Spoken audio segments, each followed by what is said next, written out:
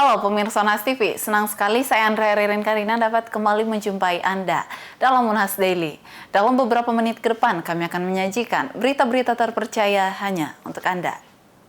Pemirsa, Universitas Hasanuddin Makassar menjadi tuan rumah Seminar Nasional Pilkada tahun 2024 yang berlangsung di Gedung IPTEX Universitas Hasanuddin, Kamis 17 Oktober 2024. Unhas pun menyebut telah siap meramaikan pasar survei dengan lembaga risetnya.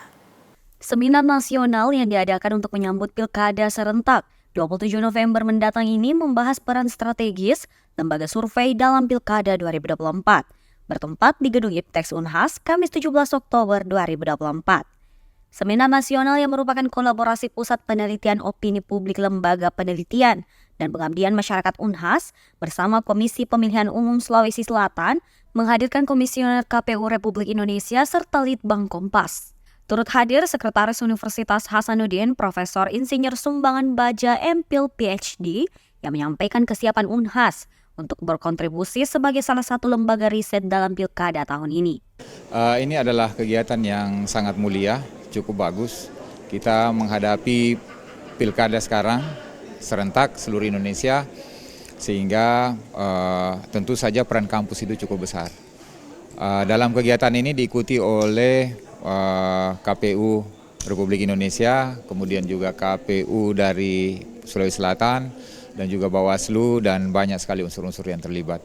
Sehingga peran perguruan tinggi tentu saja penting, apalagi hari ini akan dibicarakan tentang lembaga survei yang nanti akan terlibat dalam berbagai macam survei-survei untuk Pilkada ini. Terkait dengan lembaga survei dalam Pilkada, Ketua KPU Sulsel, Hasbullah menyampaikan jika baru 2 lembaga survei yang mendaftar secara resmi ke KPU Sulsel. Hal tersebut menurutnya perlu menjadi perhatian, mengingat pentingnya peran lembaga survei untuk menghidupkan demokrasi dalam Pilkada. Hal senada ditekankan oleh Komisioner KPU Republik Indonesia, Divisi Teknik Pelaksanaan Pemilu, Idham Holik, yang menjelaskan bahwa lembaga survei dibentuk untuk mengawal demokrasi, meskipun dalam perkembangannya, lembaga survei mulai bertransformasi menjadi lembaga konsultan politik. Karena itu, menurutnya perlu literasi survei yang kuat untuk dapat melihat mana lembaga survei yang independen dan dapat dipercaya. Sementara itu, terkait dengan maraknya lembaga survei tidak independen bahkan tidak terdaftar secara resmi di KPU, Ketua Bawaslu Sulsel, Mardiana Rusli, mengimbau agar lebih pintar dalam memilih lembaga survei yang dijadikan rujukan. Karena hasil survei bisa mempengaruhi pemilih. Ia juga menekankan peran KPU untuk memberikan pemahaman tentang survei. Memang harus ada literasi di pemahaman kita tentang survei. Di KPU harus memberikan informasi kepada masyarakat soal apa saja aturan dan regulasi yang mengatur tentang survei. Karena kita mengkhawatirkan ini banyak survei yang di luar yang terakreditasi itu mempengaruhi pemilih, mempengaruhi pikiran pemilih. Sementara akurasi data itu tidak bisa dipertanggungjawabkan. Karena itu tadi bahwa secara legitimasi dia tidak terdaftar dalam KPU. Yang kedua adalah soal siapa yang bisa menjamin kualitas data dari survei itu sendiri, karena survei ini kan gini, ada yang namanya survei benar-benar untuk kepentingan politik para kandidat, adapun survei yang secara voluntary. Kalau dia memang ingin mempublikasikan, maka perlu terdaftar di KPU. Seminar ini dihadiri pula oleh General Manager Litbang Kompas, Ignatius Kristanto, Ketua DKPP Republik Indonesia 2020-2022, Profesor Dr. Muhammad SIP MSI, akademisi, mahasiswa, dan pelaksana teknis Pilkada. Diharapkan terjalin kolaborasi yang kuat dalam mengawal berlangsungnya Pilkada serentak mendatang. Ifaisyah Rahman, Andi Muhammad Syafrizal, Unhas TV. Pemirsa, sebagai bagian dari perayaan ulang tahun ke-75 hubungan diplomatik Australia-Indonesia, Konsulat Jenderal Australia di Makassar bekerja sama dengan Universitas Hasanuddin mempersembahkan pameran Two Nations, A Friendship is Born. bertempat di area koridor kantor Australia Indonesia Center di Unhas pada 17 Oktober 2024. Australia Consulate General Makassar, Indonesia melakukan pameran dengan tema To Nation, A Friendship is Born, kisah bersejarah Australia dan Indonesia. Pameran yang dikuratori oleh Museum Maritim Nasional Australia ini menceritakan kisah dukungan Australia terhadap kemerdekaan Indonesia dan menampilkan koleksi clipping berita, foto, sketsa oleh seniman perang Australia, Tony Rafty, dan salinan surat resmi dari pemerintah dan warga negara Australia. Konsul Jenderal Australia, Todd Dis, menyebut pameran ini menyoroti sejarah panjang dukungan Australia terhadap kemerdekaan Indonesia. Ia merasa senang karena bisa membawanya ke Makassar. Saya sangat bangga karena pameran ini menunjukkan tentang sejarah dukungan Australia untuk proses kemerdekaan Republik Indonesia. Jadi makanya tahun ini kami merayakan 75 tahun untuk hubungan diplomatik antara Australia dan Indonesia. Orang bilang kenapa 75 bukan 79? Itu karena negara yang merdeka, Republik Indonesia, tidak diakui sebagai negara di dunia, di PBB, hanya itu bulan Desember tahun 1949. Dan apa prosesnya yang menjelang tahun itu di Desember tanggal 27 Desember 1949 itu temanya untuk pameran ini. Bahkan sebelum akhir Perang Kedua sampai ke kemerdekaan Indonesia diakui secara internasional. Tak hanya itu, Todd Dis juga menyebut bahwa ciri khas pameran ini yaitu menunjukkan dukungan terhadap kemerdekaan Indonesia yang dibagikan oleh pemerintah dan masyarakat Australia. Oh, banyak sekali. Sebenarnya kita berada di depan namanya Australia Indonesian Center. Ini adalah suatu sejarah dibuat di mana kalau selama 75 tahun itu praktis Australia itu terus-menerus hanya membuat semacam program yang dibiayai oleh Australia dan itu bagus buat kita. Tapi per tahun ini Unhas menginisiasi suatu kegiatan yang dimana PAIR ini itu kemudian program Partnership for Australian Indonesian Research ini tahun ini adalah sejarah di mana Indonesia kemudian merasa bahwa ini rasa terima kasih kita ke Australia mana ini. Makanya LPDP Kemendikbudristek menyiapkan matching fund yang mana berapapun jumlah yang Australia inginkan proyek ini maka itu matching dengan Indonesia. Jadi masing-masing 60 miliar misalnya pada saat itu. Profesor Jamaluddin Chompa berharap bahwa dengan adanya kegiatan seperti ini, kolaborasi antara Australia dan Indonesia bisa semakin banyak dan semakin diperkuat lagi ke depannya, khususnya dalam pertukaran ilmu pengetahuan dan pembuatan inovasi-inovasi baru. Andrea Ririn Karina, Muhammad Saiful, Onhas TV. Car Free Day yang berlokasi di Universitas Hasanuddin Makassar menjadi magnet bagi ribuan pengunjung setiap pekannya. Tidak hanya ramai untuk aktivitas olahraga, tetapi juga menjadi tempat berkembangnya pelaku UMKM lokal. Apa yang membuat CFD Unhas ini begitu spesial dan nyaman? Berikut liputannya untuk Anda. Car Free Day Unhas yang berlangsung setiap akhir pekan dari pukul 8 hingga 10 pagi ini merupakan salah satu program unggulan Unhas dalam upaya meningkatkan level green metric. Lantaran di tengah rimbunnya pepohonan dan pemandangan danau Unhas, pengunjung dapat menikmati suasana asri sembari menikmati aneka jajanan. Pelaksanaan Car Free Day ini menciptakan ruang aman dan nyaman bagi para pelaku usaha kecil untuk berkembang. Menurut penanggung jawab Car Free Day Unhas, Dr. Insinyur Masyur Saifuddin MP, pelaksanaan Car Free Day di Unhas menjadi daya tarik bagi warga untuk berolahraga maupun sekadar berekreasi bersama keluarga.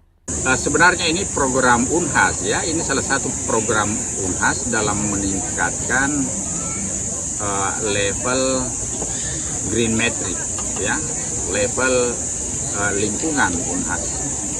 Tetapi dalam pelaksanaannya rupanya masjid ini yang ditakdirkan untuk melaksanakan ya. Motivasi utamanya ya, pemicu utama dari Car Free Day ini adalah keinginan untuk mengembangkan ekonomi masyarakat pada level yang UMKM. Nah, itu sebabnya kebijakan kami tidak memasukkan perusahaan yang besar yang punya nama ya. tak usah saya sebutkan, tapi beberapa yang pernah datang di sini, baik yang secara nyelonong ataupun minta izin, kami tidak izinkan untuk berlanjut. Karena memang komitmen kita membina UMKM. Yang kedua,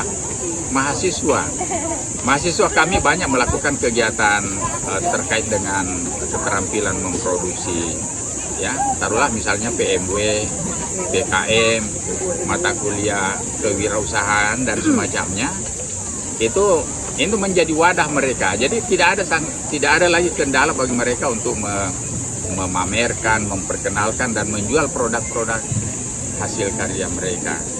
Nah, fungsi lain, manfaat lain yang kita inginkan di sini adalah menunjang masyarakat yang setiap hari libur datang berolahraga di sini.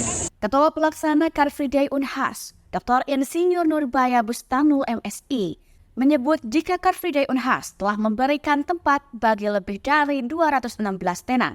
Sebagian besar di antaranya adalah UMKM yang menjual berbagai produk, mulai dari makanan hingga pakaian. Tenan peserta Car Free Day ini berjumlah 200, ya, kurang lebih 200 sekitar 216, ya. Nah, apa saja yang dijual di Car Free Day ini? Dari 216 terdapat 150 tenan yang menjual makanan. Makanan itu sangat bervariasi. Ada yang menjual nasi kebuli, bakso bakar, bubur ayam, bubur Manado, coto, dan banyak lagi kue-kue dan makanan lainnya yang tidak bisa disebutkan satu persatu. Dan ini pertanda bahwa peserta ini sangat antusias dengan adanya Car Free Day pada hari ini.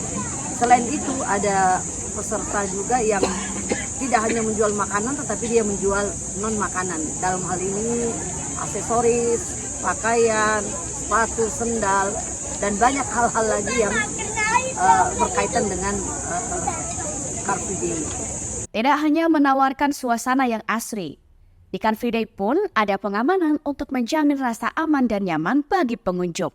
Ridwan Said, Kepala Satuan Pengamanan Unhas, memastikan jika selama Car Free Day berlangsung tidak ada kendaraan yang berlalu lalang untuk memastikan kenyamanan pengunjung. Iya, jadi untuk kendaraan yang berlalu lalang itu pada saat di Car Free Day termasuk aman. Cuma di jam-jam tertentu dari jam 6 sampai jam 7 itu masih dibolehkan khusus pedagang yang mengantar barang ke tenan. Namun pada saat sudah berlangsung jam 7 sampai jam selesai acara itu sudah tidak diperkenankan lewat lagi karena puncak kegiatan Car Free Day itu jam 8 sampai jam 9. Sudah banyak orang, jadi memang tidak ada dibiarkan untuk lewat. Biasanya ada pun yang lewat itu pedagang yang mau mengambil barangnya lagi karena akses yang kita siapkan di daerah vokasi itu tidak ada parkirannya, tidak ada yang memotong selain lewat di sini. Makanya kami memikirkan ini berkoordinasi dengan Pak Ketua Car Free Day untuk dibuatkan akses jalur yang di vokasi.